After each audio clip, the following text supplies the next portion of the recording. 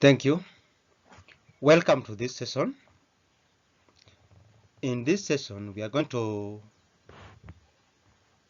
look at the limit state design of reinforced concrete members, particularly the design of a singly reinforced rectangular beam. I'm going to do this one by answering a sample examination question. The question reads, design a singly reinforced concrete beam given the following data.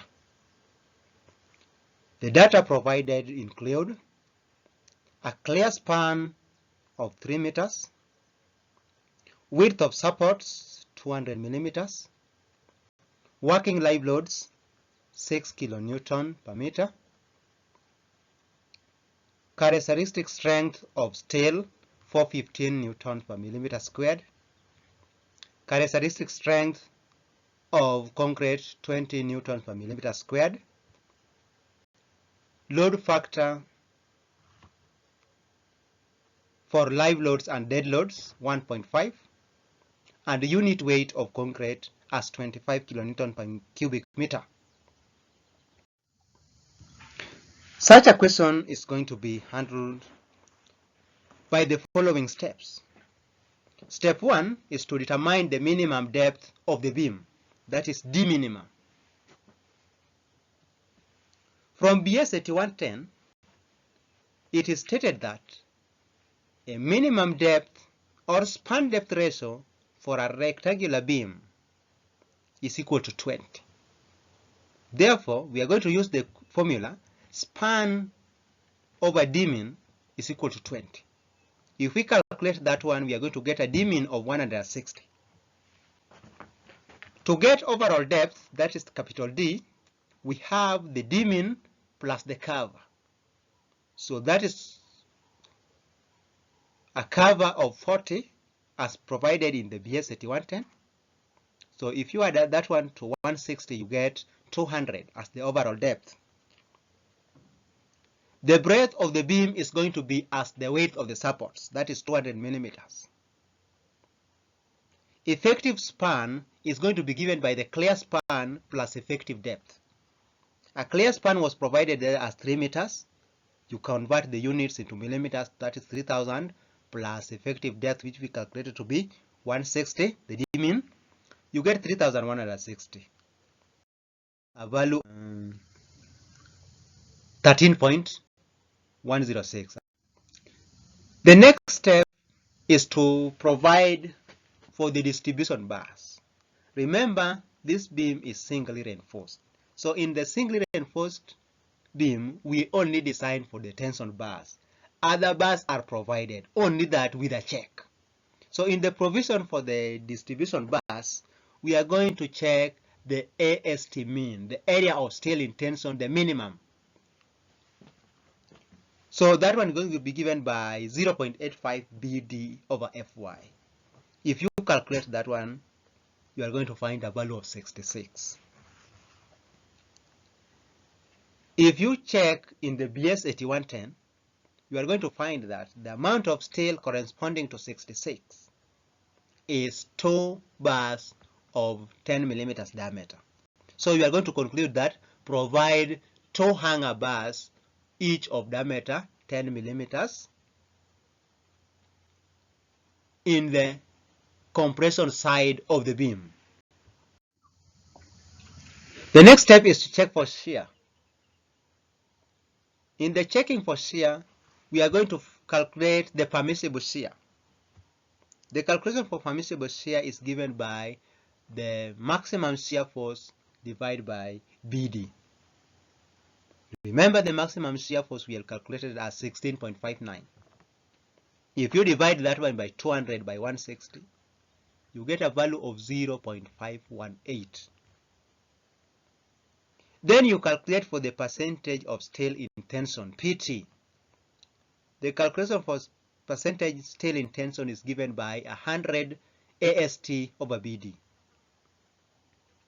Remember, the AST we had calculated is no longer used here, but we use the actual AST, which we read from the BS 8110. So we are going to have 100 multiplied by 339 divided by 200 times 160. You get a value of 1.06. If you check in the BS 8110, table 3.8, you are going to find the corresponding values of percentage steel in tension. And this is going to give you the shear at crack. Remember, we had calculated the permissible shear, but now we are trying to get the shear at crack, where this beam is going to start cracking. So if you check, you are not going to get the actual value, which is 1.06, as we have calculated here. But if you interpolate from the values given in the table 3.8, you are going to come up with a value of 0.648.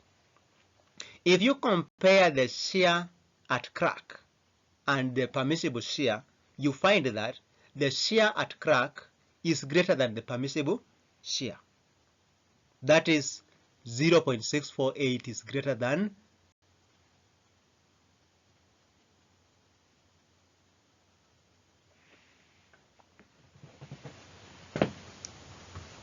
is greater than 0.518. So we are going to conclude that the section is okay in shear. The next step is to provide for the nominal shear reinforcement. Because the section is okay in shear, there is no need for designing the shear reinforcement. We are going to provide them. And when we are providing them, we are going to provide with a check. So the formula for providing the nominal shear reinforcement is given by SV, which is the spacing for the shear reinforcement, is equal to 0.87 times the area of the steel in shear times Fy over 0.4b. If you work out that one, we are going to assume a value of, maybe you can assume any value, but with some guidance that you cannot take Y20 or Y16 for shear reinforcement. That one will be abnormal. So we can talk about Y6, 8, 10, maximum 12. So let us try with shear reinforcement of Y6. So you assume 6 millimeters diameter stirrups of mild steel. So if you calculate that one, you're going to get that ASV, the area of steel in shear, is 56.55. If you substitute that one in our previous formula to get the spacing, we are going to find that we need a spacing, we are going to get a spacing of 154 millimeters. But the BS 8110 also states that SV, or the spacing for the shear reinforcement, should not be greater than 0.75 D or 300, whichever is smallest. So we are going to compare the value we calculated, which was 154 for spacing, and the 300 and the 0.75 D.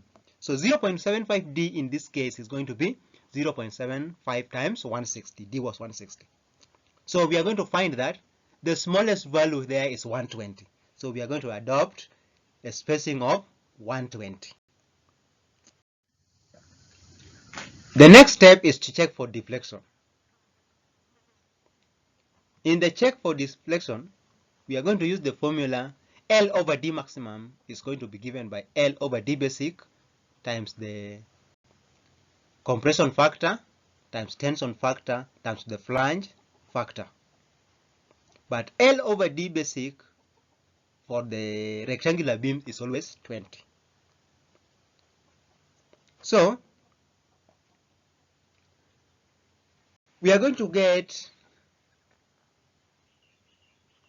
the maximum bending over BD squared.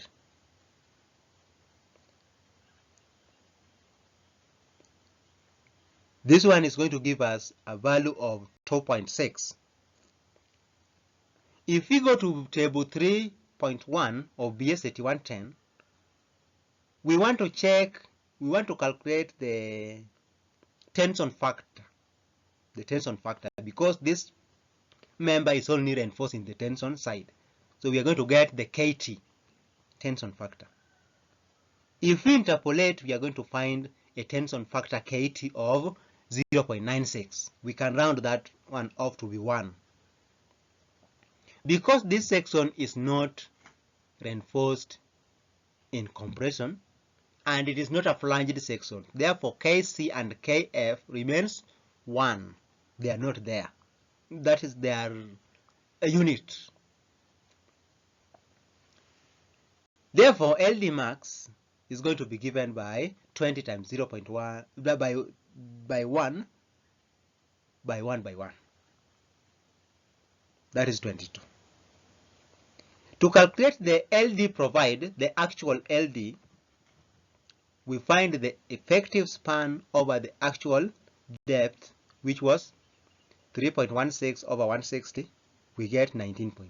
If we compare LD provide and LD max, we find that LD provide is greater than LD max.